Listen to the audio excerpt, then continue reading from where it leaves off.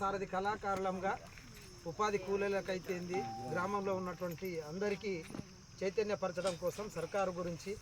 మన ఆరోగ్యం గురించి చదువు గురించి అందరికీ తెలియజెప్పడం కోసమే సారథి కళాకారులంగా పల్లె పల్లె తిరుగుతూ ఉన్నాం. అందులో భాగంగానే ఎండాకాలంలో తీసుకోవాల్సిన జాగ్రత్తల మీద మా కత్తల శంకరన్న రాసినటువంటి పాట.